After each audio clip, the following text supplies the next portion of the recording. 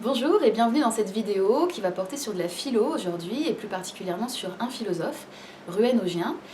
Pour vous parler de ce philosophe, je ne suis pas seule aujourd'hui, je suis avec Guillaume Durieux. Il est professeur et chercheur de philo à Paris 1, on ne le présente plus. C'est aussi un de mes amis très chers, on s'est rencontrés il y a 9 ans en prépa à l'époque où justement on faisait de la philo ensemble. Et donc on est très heureux aujourd'hui de faire cette vidéo ensemble. Pour déjà vous cadrer un peu Ogien, puisqu'il n'est pas forcément très connu de tous, c'est un philosophe contemporain. Il est né sous la Seconde Guerre mondiale et mort il y a 2 ans. Il a un background socio-philo. Il a d'abord fait une thèse en socio, puis sa thèse en philo plus tardivement. Et ses domaines de recherche en philosophie sont plutôt la philosophie morale et la philosophie des sciences sociales. Il est surtout connu, on va dire publiquement ou dans la vie intellectuelle publique, pour ses thèses sur l'éthique minimale. Donc il propose une morale qui se réduit à un principe de non-nuisance envers autrui. Et donc très concrètement, il a défendu la prostitution, la consommation de drogue, la procréation assistée ou encore le suicide assisté. C'est un philosophe qui est libertaire, anarchiste et égalitariste. Et donc Guillaume va nous donner aussi quelques infos sur la manière dont il se place dans la tradition philosophique et sur les prédécesseurs qu'il revendique. Donc oui, Ogien, c'est donc un philosophe qui appartient à ce qu'on peut appeler la tradition analytique. La philosophie analytique, c'est un courant de philosophie donc, qui naît au tournant du 19 et du 20e siècle, qui est aujourd'hui principalement représenté dans le monde universitaire anglo-saxon. Et même si aujourd'hui c'est quand même largement représenté en France, et ce courant philosophique est largement ordonné autour de la question de l'analyse logique du langage et la clarification des arguments. Voilà. Quant aux références dont se revendique Ogien, la principale, celle qu'il revendique le plus, c'est celle de John Stuart Mill, qui est un philosophe anglais du 19e siècle, qui, un peu à la manière d'Ogien, est intervenu sur de nombreux sujets d'actualité de son époque, notamment quant à la question de l'extension du droit de vote aux femmes, en tout cas aux femmes éduquées à l'époque. On va vous présenter rapidement les ouvrages qu'on a lus d'Ogien et qui donc ont façonné aussi notre regard sur ce philosophe. Je vais peut-être juste commencer très rapidement et te laisser la parole ensuite. En fait, Guillaume m'a fait découvrir Ogien l'été dernier, donc c'est tout récent pour moi, et j'ai lu 3 ouvrages d'Ogien. Le premier, c'était Philosopher ou faire l'amour, je vais les incruster dans le plan. Et justement, c'est parce qu'en fait, j'avais demandé à Guillaume des ouvrages de référence sur l'amour en philosophie, et donc il m'avait proposé Ogien en me disant, tu verras, c'est original, mais lance-toi, et j'ai adoré, vraiment, j'ai accroché très très vite à ce livre et à Rueil Ogien, et donc dans la foulée, j'ai lu Les Croissants chauds et L'éthique aujourd'hui, que j'ai lu la plus récemment. Et toi, Guillaume, du coup, comment est-ce que tu as découvert Ogien et qu'est-ce que tu as lu de lui ? Alors du coup, moi j'ai découvert Ogien lorsqu'on était en prépa. Il y avait eu à l'époque une conférence à l'ENS de Rueil Ogien qui portait sur la question des devoirs envers soi-même, sur lesquels on aura l'occasion de revenir, je pense. Et à l'époque, je l'avais pris en grippe, je n'avais pas beaucoup aimé parce qu'il disait beaucoup de mal de Kant. Et en bon élève de prépa que j'étais... Chose inadmissible. Voilà, je considérais que c'était honteux. Du coup, sur le coup, j'avais pas accroché énormément. Mais assez vite, alors je ne sais plus si c'était en prépa ou au début de mon master, j'ai lu du coup L'éthique aujourd'hui.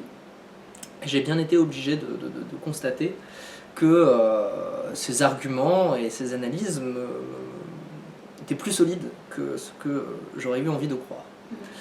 Dans la foulée, donc je ne sais plus dans quel ordre, j'ai lu L'État nous rend-il meilleur et Philosopher ou faire l'amour, et un peu plus tard j'ai lu donc L'influence de l'odeur des croissants chauds sur la bonté humaine. Et lorsque je préparais l'agrégation, puisqu'il y avait la morale au programme, j'ai lu Les concepts de l'éthique, qu'il a coécrit avec Christine Tapolet. On vous propose du coup aujourd'hui une vidéo en 4 grandes parties. Je vais vous incruster le plan et vous aurez bien sûr les repères chronologiques en barre d'infos pour vous promener dans la vidéo. On vous parlera d'abord du fait que la philo d'Ogien nous semble être une philo populaire au sens très noble du terme. Ensuite, on vous parlera du fait qu'il exploite ce qu'on appelle la philosophie expérimentale. Et pour ça, on s'appuiera beaucoup sur les croissants chauds. Ensuite, on fera un point bien sûr sur l'éthique minimale. un peu plus poussée. On essaiera d'être le plus rigoureux possible dans le temps qui nous sera imparti. Et puis on terminera quand même sur un certain nombre de limites d'Augien, parce que même si on est très admiratif de sa philosophie, on n'est pas non plus complaisant, et il y a des choses qui interrogent. Donc je vous mettrai les repères. L'idée en fait c'est que les 2 premières parties sont plutôt sur la forme et les 2 secondes plutôt sur le fond, si on veut caricaturer. Du coup quand j'ai découvert Augien et que donc, j'en parlais avec pas mal d'excitation avec Guillaume, la première chose que j'avais remarqué et que je lui ai partagée, c'est que je trouvais que c'était de la philo très accessible et que tu pouvais conseiller à des gens qui n'avaient aucun background philosophique, et en même temps je trouvais que c'était de grande qualité. Et du coup Guillaume me disait oui en fait c'est une forme de philo populaire au sens noble du terme, et donc il m'a proposé cette formulation qui m'a aidé donc, à mieux saisir ce que j'avais ressenti. Et derrière philo populaire, on met une philosophie accessible, donc qui vise un public large, sans sacrifier donc la technique, la rigueur du raisonnement, ni l'originalité de la pensée. Et donc, avant de laisser Guillaume nous proposer un petit peu d'un plan plus large de la question, je vais juste faire un petit focus sur l'accessibilité et l'originalité d'Augien. Et j'espère que la question de la rigueur et de la technique sera plus diffuse au fur et à mesure de la vidéo, et donc je ne vais pas m'attarder ici. Sur l'accessibilité, j'ai relevé 3 points qui, à mon sens, participent effectivement d'un texte très accessible. D'abord la formulation d'Augien, ensuite la manière dont il utilise des références et la manière dont il déroule sa réflexion. Sur la formulation, je trouve que tant d'un point de vue syntaxique, stylistique, que d'un point de vue de vocabulaire, il arrive vraiment à tenir cette gageure d'être à la fois très précis, d'avoir une belle précision lexicale, d'avoir un style très limpide, et en même temps d'être accessible parce que c'est un style qui est presque oralisé, parce qu'il n'est pas jargonnant pour être jargonnant, et que quand notamment il utilise des termes de philosophie plus techniques, on va dire, comme je pense notamment à page 64 de Philosopher ou faire l'amour, à un moment il utilise empirique, il utilise a priori, normatif, descriptif, etc. Il va à chaque fois les définir et rappeler donc ce que cela signifie en ne présupposant pas que le lecteur connaît ces termes. Sur la question des références, Augien n'hésite pas à aller chercher de la matière à penser à la fois dans une culture plus élitiste, mais aussi dans une culture populaire. Et en plus, ça fait vraiment du sens. Par exemple, toujours pour prendre l'exemple de Philosopher ou faire l'amour, quand il interroge nos réflexes de pensée sur l'amour et nos conceptions acquise, mais depuis toujours sur l'amour, il va aller fouiller dans la culture populaire et notamment dans les paroles de chansons qu'on connaît depuis toujours. Il va aller chercher chez Johnny Hallyday, chez Gainsbourg, chez Brel, chez d'autres, et aussi dans des paroles de musique étrangère, et en les prenant au sérieux, et il a tout à fait raison. Et puis par ailleurs, s'il fait référence à des ouvrages de philosophie classique, comme le Banquet notamment, puisqu'il consacre un chapitre dans Philosopher ou faire l'amour, il ne présuppose pas chez le lecteur qu'on a lu l'ouvrage, et donc il rappelle précisément le contenu de l'ouvrage. Enfin, sur le déroulement de la réflexion, je trouve qu'il prend largement le lecteur par la main dans sa réflexion, il ne fait pas trop de raccourcis, il utilise aussi largement la typographie, notamment des paragraphes numérotés, des encarts de définition, etc., pour qu'on ne se sente pas perdu si on n'a pas trop l'habitude de lire de la philosophie. Deuxième point du coup sur l'originalité, philo populaire ne signifie pas vulgarisation ou ouvrage de synthèse ou quoi que ce soit. Il propose des idées originales qu'il développe tout au long de ses œuvres, qu'il approfondit d'une certaine manière ou d'autre. Dans Philosopher ou faire l'amour, il précise en introduction qu'il propose de montrer que l'idéal amoureux romantique est défectueux, non pas parce qu'il est irréalisable, mais parce que ses idées de base sont moralistes et conceptuellement infondées, et il déroule ça au fur et à mesure de son ouvrage. Dans L'éthique aujourd'hui, qui est donc son ouvrage majeur où il approfondit, où il précise sa vision de la morale, il propose de justifier, dit-il, une éthique minimale dans un esprit antipaternaliste, qui est donc un choix éthique fort d'Augien qu'il défend. Je te laisse du coup nous donner un petit peu de background et de vue un peu plus large de la question. Oui, donc en fait, sur la philosophie populaire, comme tu le disais, ça me semble être un qualificatif assez pertinent pour désigner le genre de philosophie que propose de faire Augien. Et pour comprendre ça, le mieux, ça me semble, de le situer par rapport à d'autres types d'interventions philosophiques possibles dans la scène publique. Par exemple, quand on prend les croissants chauds, l'éthique aujourd'hui, philosopher ou faire l'amour, ce ne sont pas des ouvrages savants au sens où ce ne sont pas des ouvrages extrêmement techniques qui s'adressent à un public restreint d'universitaires, spécialistes de la question, au sens où il s'agit de prendre position très spécifiquement par rapport à tel ou tel sous-argument. Ce ne sont pas non plus des ouvrages de vulgarisation, au sens où il ne s'agit pas simplement de restituer l'état d'un débat, d'un questionnement à l'heure actuelle, en permettant au grand public d'accéder à l'état de la recherche à l'heure actuelle.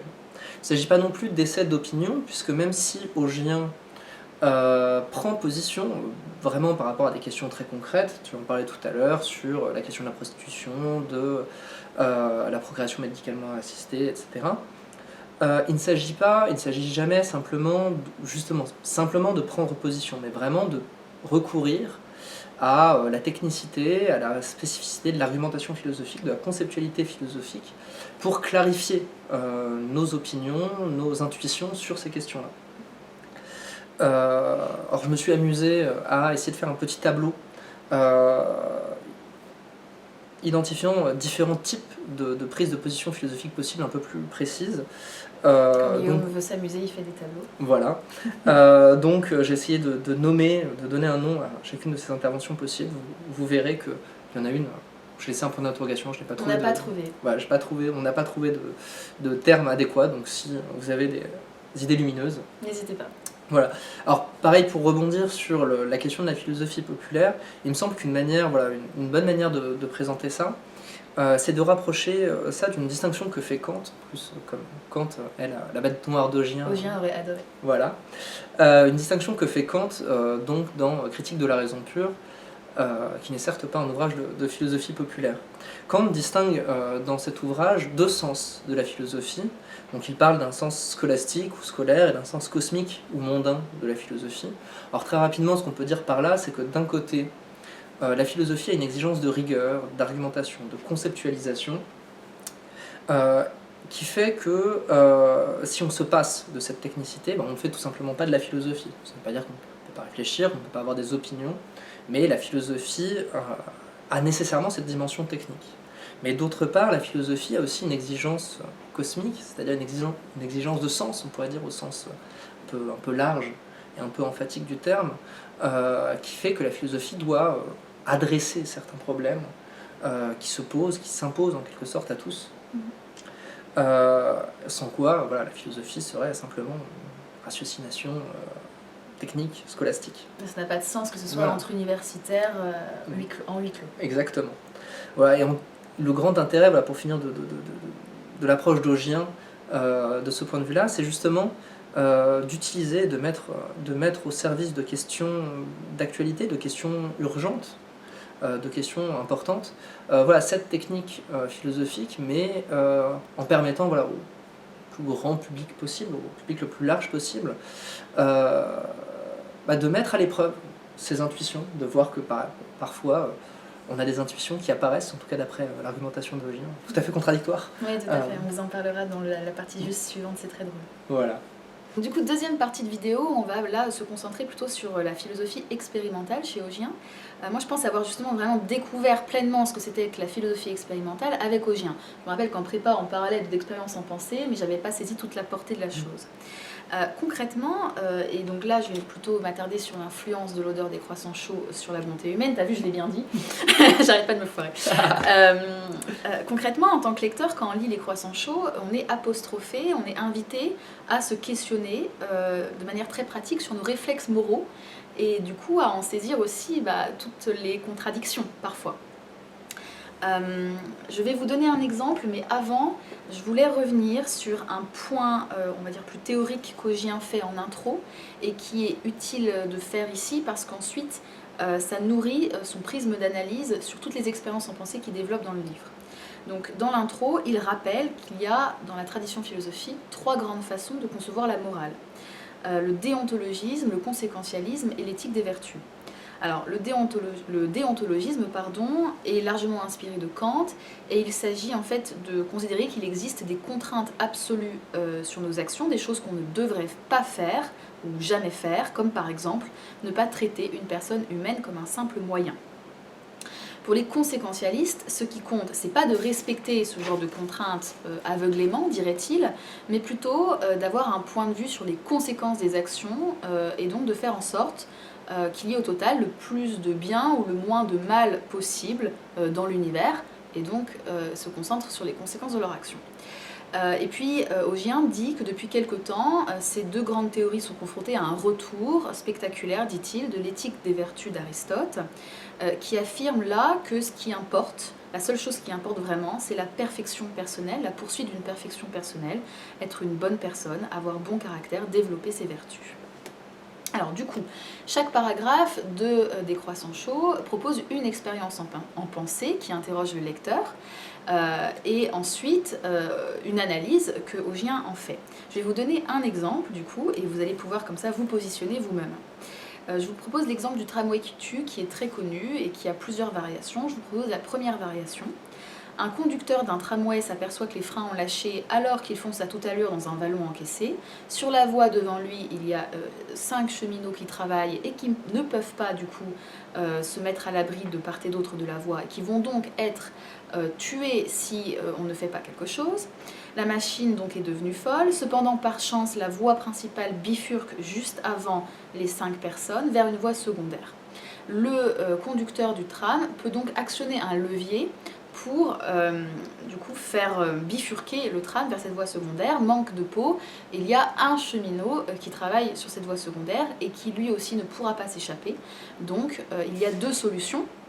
Il y a un dilemme auquel le confronteur est confronté, ne pas intervenir et donc laisser les 5 cheminots se faire écraser sur la voie principale, ou intervenir avec ce levier, mais du coup, ce qui aura pour effet de causer la mort d'un cheminot sur la voie secondaire. La question est la suivante, lui est-il permis moralement de détourner le tramway? La plupart des gens, en général, disent oui. Du coup, là, se placent en tant que conséquentialistes, et se disent que quitte à ce qu'il y ait des morts, il vaut mieux qu'il y en ait un plutôt que 5. Et donc, ils acceptent moralement l'intervention du conducteur. Et c'est intéressant parce qu'en fait, à conséquence égale, en fonction de l'action, de l'engagement nécessité par l'action, on va avoir des réponses différentes. Il y a plein de variations, mais une première réflexion que propose Augien juste à la suite de cette expérience en pensée, il dit que on répond souvent oui, pourtant on n'accepterait pas qu'un chirurgien dépaisse une personne en bonne santé pour en sauver 5 autres dans l'urgence. Et ça nous choque énormément, alors que les conséquences, là, en termes de vie humaine, sont exactement les mêmes. Alors du coup, pour rebondir là-dessus, il y a donc Monsieur Phi, qui est un vidéaste qui propose donc des vidéos de philosophie sur YouTube, qui est par ailleurs un ardent conséquentialiste et grand fan d'Augien, qui a proposé une série de vidéos de variations sur des scénarios conséquentialistes qui vous permettra de mettre à l'épreuve vos intuitions. Ouais. Et justement, ça permet de rebondir sur cette question. C'est que l'une des spécificités de la philosophie expérimentale, qui est donc un courant qui est somme toute assez récent, qui émerge dans les années 2000, c'est d'essayer la spécificité donc de ce courant-là, c'est d'essayer d'intégrer les données empiriques, telles qu'elles peuvent ressortir de certaines disciplines, comme les sciences cognitives, comme la psychologie, au raisonnement proprement philosophique. En particulier, donc, je faisais référence tout à l'heure, on peut imaginer, la philosophie a toujours imaginé tout un tas d'expériences en pensée, qui sont censées mettre à l'épreuve nos intuitions. Mais quelque chose qu'on constate assez, c'est que face à certains scénarios, nos intuitions ne convergent pas toujours.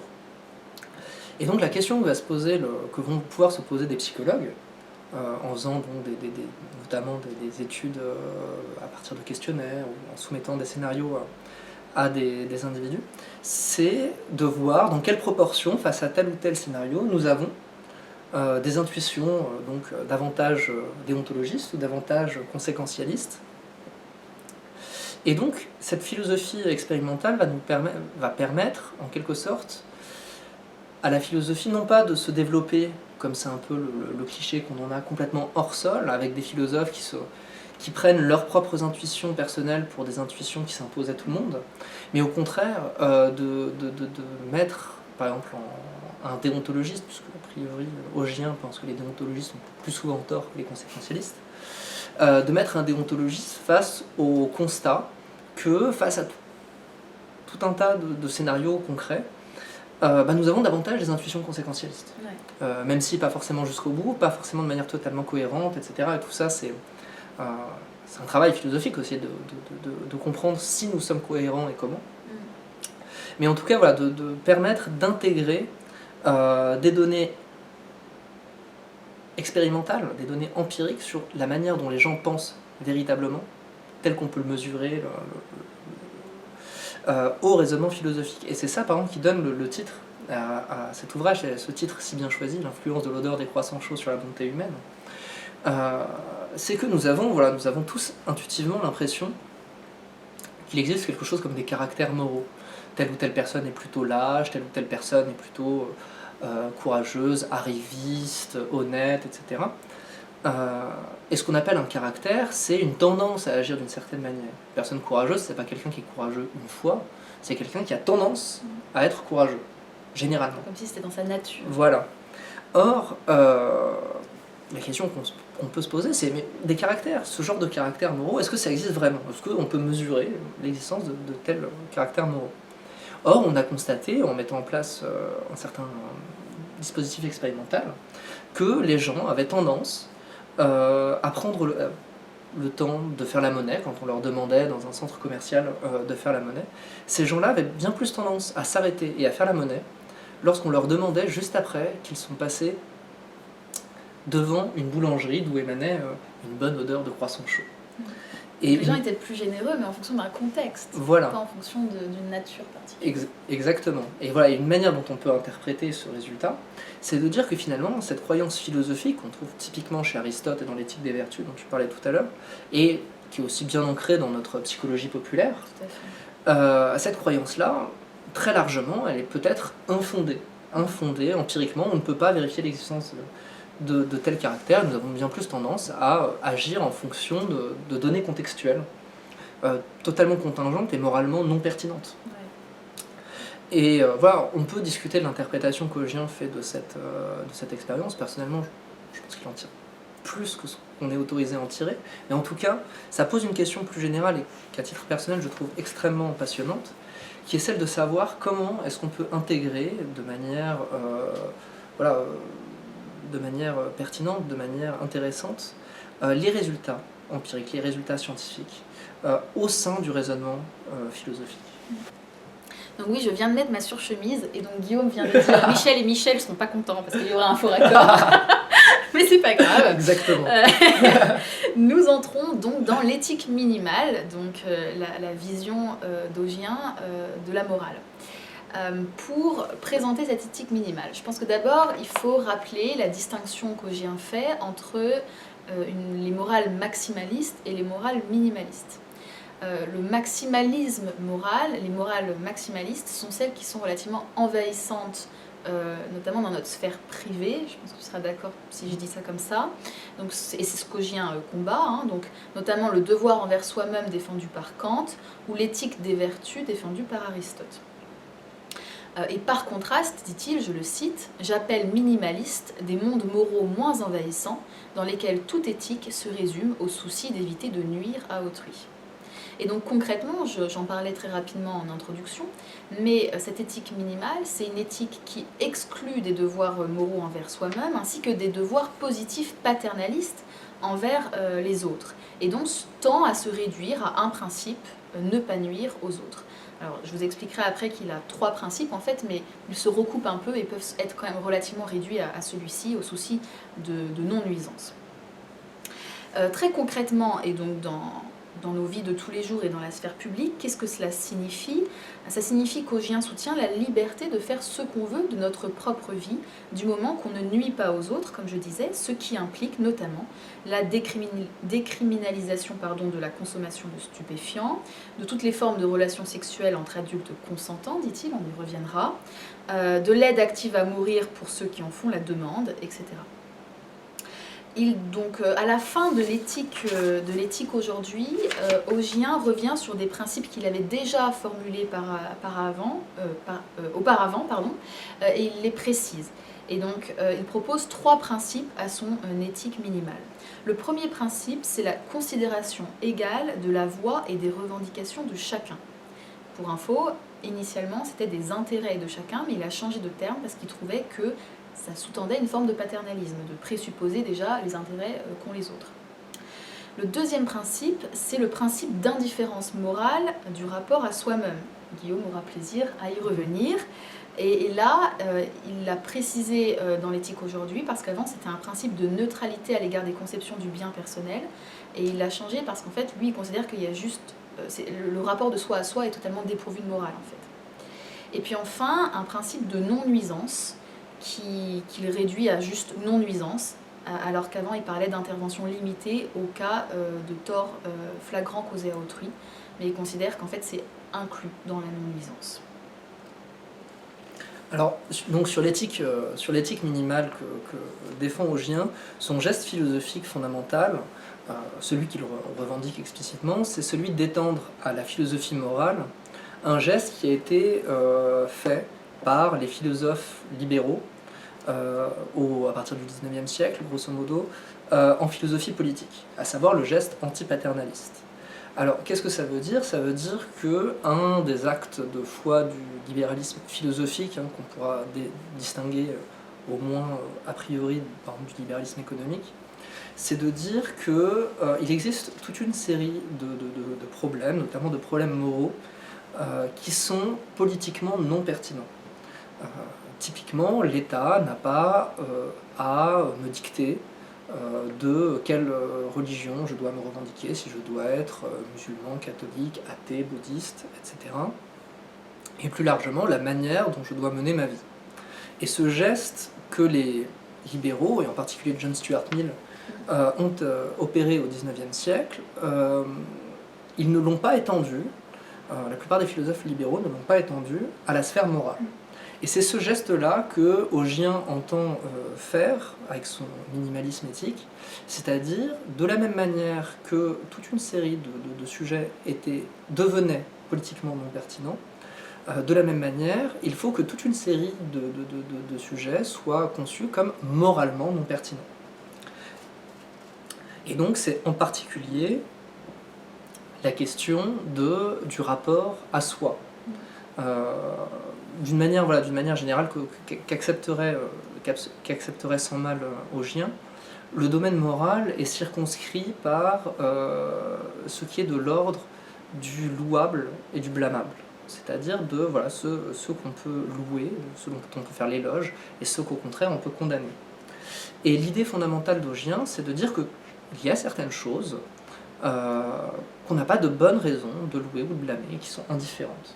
Par exemple, on peut très bien dire qu'il est sans doute plus prudent de ne pas manger trop gras, ou de ne pas prendre des drogues dures. Voilà, ou de ne pas passer sa journée à se masturber, puisque c'est un exemple... Et encore, ça doit être le moins grave, mais bon... Ouais, on peut supposer qu'il passait la journée... oui, bon, voilà. D'accord. Mais toujours est-il que si ces choses-là relèvent de la prudence, cela ne relève pas aux yeux d'Augien de la morale. Ouais, c'est pas dans la sphère morale. Et on n'a strictement rien à dire de quelqu'un qui dirait voilà, je m'en fous, j'ai envie de me masturber toute la journée, de manger McDonald's matin, midi et soir, etc. Tout ça, dans la mesure où il ne s'agit pas de nuire à autrui, tout ça est moralement non pertinent.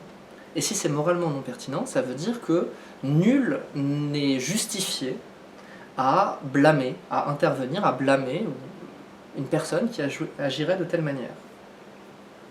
Donc voilà, la clé de voûte de l'argumentation, j'y insiste parce que je pense qu'on y reviendra tout à l'heure, c'est cette idée qu'il y a fondamentalement dans la vie morale une asymétrie. Nous n'avons pas le même rapport à nous-mêmes et aux autres. Et fondamentalement, la morale, c'est une question, aux yeux d'Augien, de devoir envers autrui. Je ne suis pas justifié à nuire à autrui sans son consentement. En revanche, j'ai le droit, il est moralement indifférent que je me fasse quoi que ce soit, pourvu que j'y consente. Pourvu que...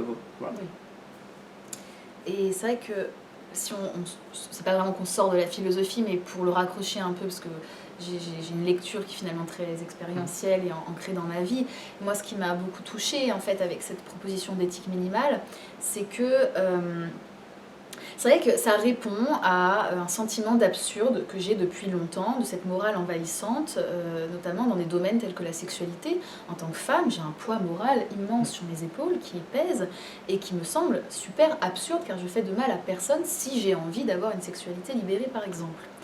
Un deuxième point qui me marque, et en ça je vais essayer d'actualiser peut-être un peu Augien, si j'ose dire. Augien sort l'éthique aujourd'hui en 2003. Depuis, il y a eu quand même un certain nombre de choses qui ont évolué, et notamment, là j'aimerais parler du développement des réseaux sociaux et une certaine forme de spectaculaire de nos vies. Le fait est que je trouve qu'il y a de plus en plus d'injonctions à une vie bonne et à un perfectionnement individuel, en raison notamment des réseaux sociaux, que j'apprécie beaucoup par ailleurs, mais qui engendrent une certaine pression, notamment Instagram par exemple. Et c'est vrai que je trouve qu'il y a de plus en plus de pression au bien-être, au bonheur, etc., selon un prisme assez moral et moralisateur. Et ça me donne effectivement un certain nombre de clés intellectuelles aussi pour me protéger, me prémunir et y réfléchir. Et puis d'un point de vue pratique, je trouve que ça offre une certaine possibilité de libération mentale, avec une remise en cause d'un certain nombre de culpabilités, sûrement héritées d'une culture judéo-chrétienne. Alors du coup, pour cette quatrième partie, on va quand même discuter un petit peu des limites, ou des problèmes, ou des interrogations sur lesquelles nous laisse l'éthique minimale d'Augien.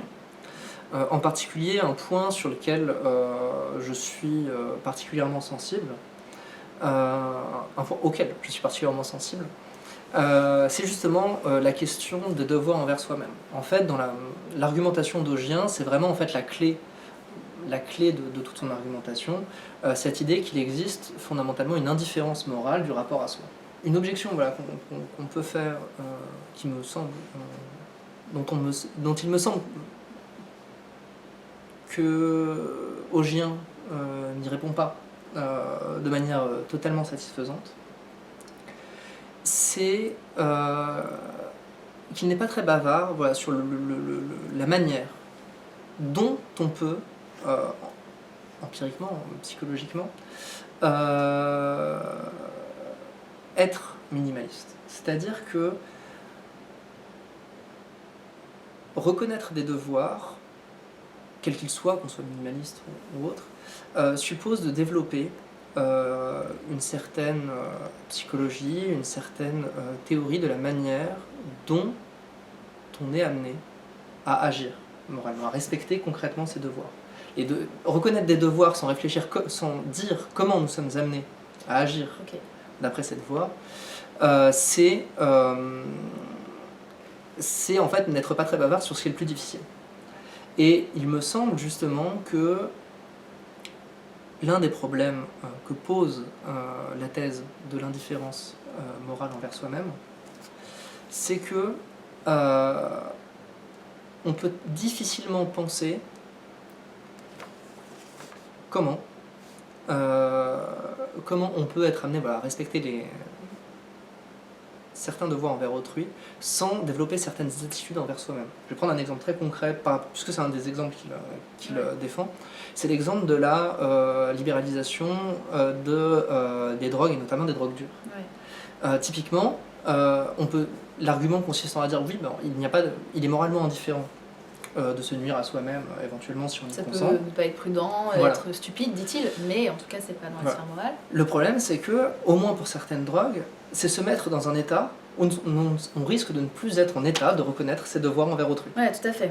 Et dès lors, on peut très bien dire, enfin, il me semble que là, disons la borne stricte, la limite stricte que Augien met entre ce qui relève de la prudence et ce qui relève de la morale, en fait, ça ne tient pas. Il y a un recoupement, au moins pour certaines choses, pas surtout, Oui. mais il y a un recoupement entre ce qui relève de la prudence et ce qui relève de la morale. Ouais, Et c'est de vrai. ce point de vue-là, il me semble qu'on doit reconnaître des devoirs minimaux, on va dire, envers soi-même.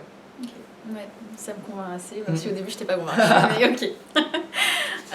Il y avait un deuxième sujet sur l'attitude antipaternaliste que tu voulais soulever, non? Alors, qu'est-ce que je voulais dire sur l'antipaternalisme? Je me souviens plus, il faut que je regarde mes notes. Oui, alors en fait, disons que c'était plus en lien avec le geste général d'Augien, puisque comme je le disais tout à l'heure, le geste philosophique d'Augien consiste à élargir à la philosophie morale le geste qui a été opéré par les libéraux du XIXe siècle de l'antipaternalisme. Et donc, voilà, donc c'est ça qui fonde son idée qu'il faut en quelque sorte désamorcer le caractère moral du rapport à soi.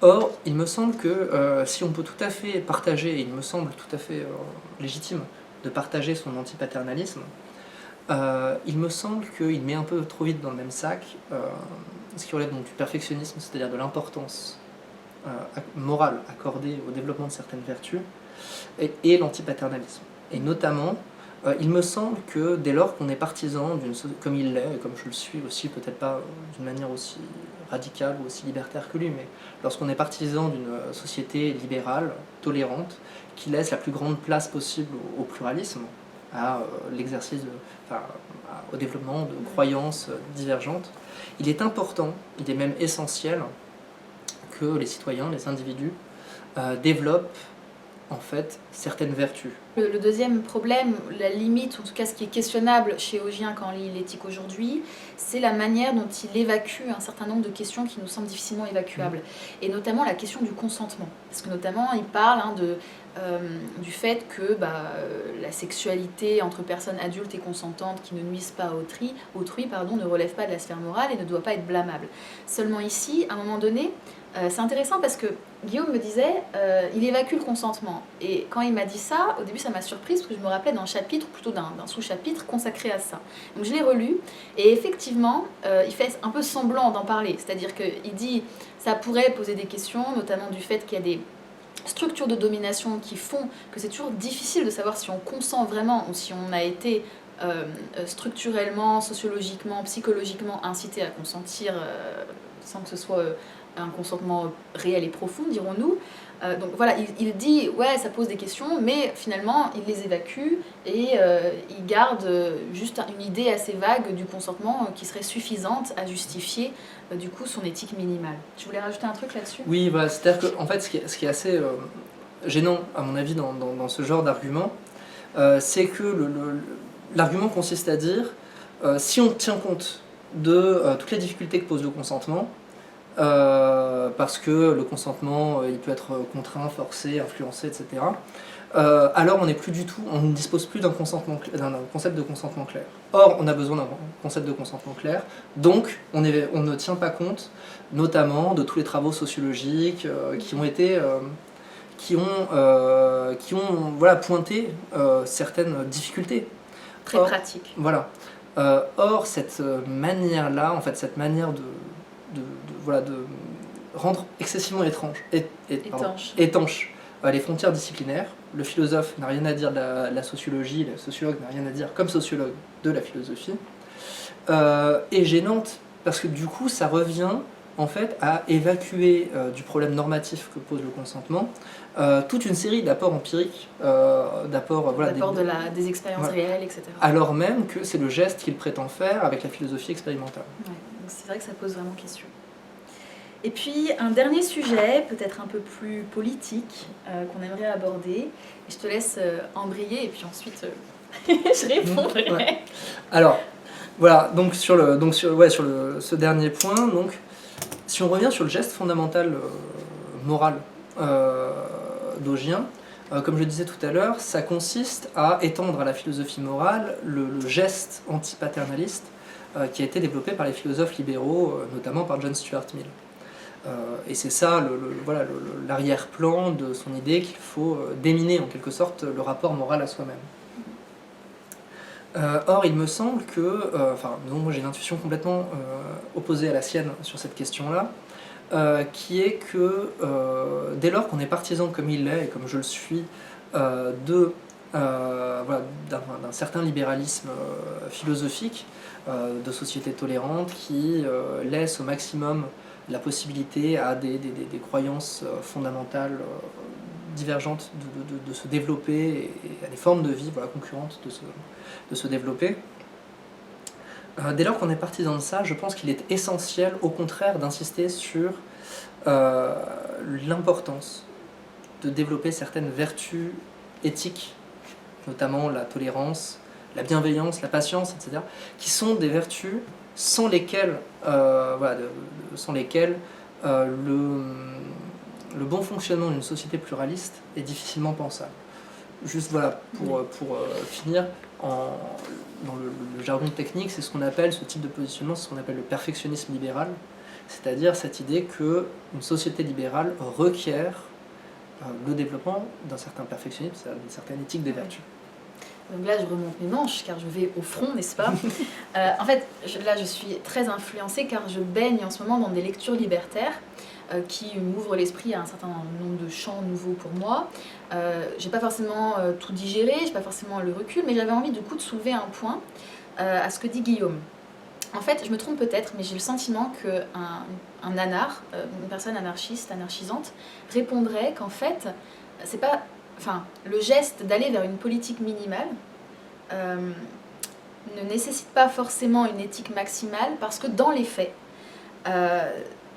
les deux vont de pair, c'est-à-dire que dans un monde sans hiérarchie, domination, exploitation, injustice, propriété, etc., eh bien, les êtres humains s'en seraient dans des conditions, dans des contextes d'exprimer ce qu'il y a de meilleur dans leur nature, je mets des guillemets à nature, mais vous avez compris. Et on revient au croissant chaud, et au fait qu'il y a un poids du contexte et potentiellement du coup quelque chose de non pertinent ou en tout cas de largement qui peut être largement remis en question dans la question des caractères et des vertus. Et donc pour ne donner qu'un exemple, juste histoire d'ouvrir les chakras de personnes qui pourraient être très surpris par cette conception. Mais aujourd'hui, si on regarde la sociologie des prisons et les actes de violence ou illégaux, etc., qui sont constatés dans nos sociétés, elles sont souvent le fait de personnes qui sont violentées elles-mêmes par les structures et qui donc font plutôt des actes de révolte, même si c'est indirect.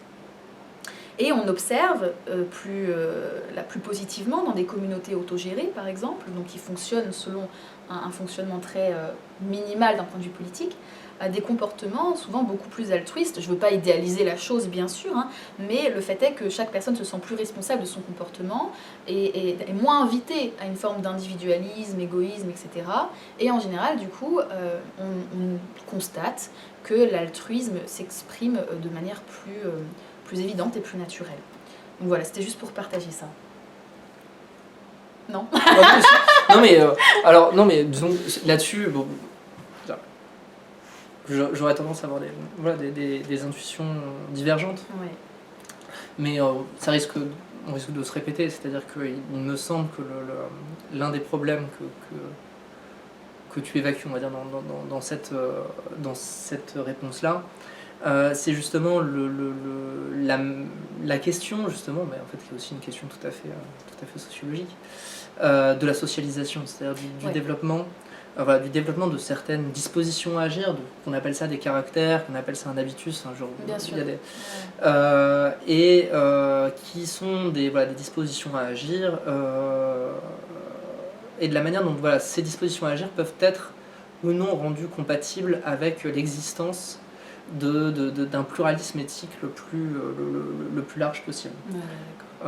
Voilà, donc c'est plus cette question-là, et c'est ça l'idée fondamentale des penseurs qu'on appelle perfectionnistes libéraux, c'est que si on doit reconnaître que chacun développe sa théorie du bien, sa conception du bien personnel, si on doit reconnaître ça, alors il faut qu'on reconnaisse un socle de vertus commun à partir duquel pourront se développer ces conceptions du bien différentes. Et pour finir, je voudrais juste remercier Stéphane qui m'a pas mal aidé à clarifier les objections et les limites que je pouvais trouver à Augien. Bon, en conclusion, on va faire relativement bref, mais je pense que le message qu'on avait envie de passer, c'était une invitation aussi à aller lire Augien, si ça vous tente. Moi, c'est vrai que je découvre la philosophie contemporaine en ce moment. J'ai pas été incitée à en lire dans mes études, mais de la même manière que j'étais pas incitée à lire de la littérature en fait contemporaine, et justement c'est des choses auxquelles je m'ouvre aujourd'hui, et je suis ravie de découvrir ces ouvrages qui sont à la fois stimulants intellectuellement et je trouve très pratiques, et donc qui m'aident à vivre très concrètement. Je voulais partager ce message que si ça vous tente de lire de la philosophie, mais que peut-être vous avez un petit peu peur de vous lancer et vous ne savez pas par quoi vous lancer, bah c'est typiquement le genre de philosophe qu'on peut vous conseiller en fait. C'est vraiment le top, parce que vous n'avez pas besoin de trop de prérequis, et en même temps vous allez découvrir, comme on ne va pas se répéter, hein, mais vous allez découvrir une philosophie qui est originale et rigoureuse. Et puis ça pourra vous mener sûrement à d'autres types d'ouvrages, puisque bah, y a des références, il y a des interactions, etc. Et donc c'est une bonne porte d'entrée. Pour les personnes qui ont plus de background, qui ont plus l'habitude de lire de la philosophie, si vous ne connaissez pas Augien, eh bien vous l'aurez compris, on vous le conseille également. Voilà, et bah, du coup pour rebondir là-dessus aussi, même si voilà, j'ai insisté sur quelques limites que je pouvais trouver à l'approche d'Augien, il y a quelque chose, il a une qualité assez rare en philosophie, qui est effectivement de véritablement mettre à l'épreuve nos intuitions morales. Et de ce point de vue-là, voilà, c'est quelque chose, on ne peut que le recommander là-dessus, puisque on soit d'accord ou pas avec les argumentations. On vous invite à nous poser des questions. Voilà. Et non seulement à remettre en question nos propres intuitions. C'est-à-dire que très souvent, puisqu'il tient une position qui est somme toute très libertaire sur toute une série de sujets, moi je me suis rendu compte en tout cas que sur un certain nombre de sujets j'étais totalement en accord avec lui et finalement je suivais ses arguments sans problème, alors que sur d'autres, eh bien j'étais beaucoup plus rétif, beaucoup plus. Et du coup la question est de savoir si c'est que l'argumentation, puisque l'argumentation qu'il développe est grosso modo la même pour chacun de ces cas, si c'est son argumentation qui est en cause, peut-être que les problèmes ne peuvent pas être traités de la même manière, ou si c'est nous qui sommes incohérents. Pétri de contradiction. Voilà. Ouais, et je dois avouer que sur un certain nombre de sujets au moins, j'ai tendance à penser que c'était aussi mes intuitions, mes intuitions qui étaient en cause. Ouais. Et et pour ça, je pense que c'est une lecture qui, si on la fait sérieusement, ne peut pas laisser moralement indifférent. Ouais. Le rapport à soi, du coup, n'est pas moralement indifférent. Une belle phrase de fin. Merci beaucoup, Guillaume. Merci à toi. J'espère que cette vidéo vous aura intéressé. N'hésitez pas aussi à nous faire des retours. C'est la première fois qu'on fait une vidéo à deux voix comme ça. Vous l'aurez compris, on l'avait scripté. On a été assez scolaire finalement, et peut-être qu'on en fera d'autres où on se lâchera un peu plus. Mais voilà, dites-nous en commentaire comment vous avez trouvé, ce qui vous a le plus interpellé, ce que vous ressentez à la présentation de ces concepts et de ces conceptions de la morale. Très bonne journée, très bonne soirée à tous.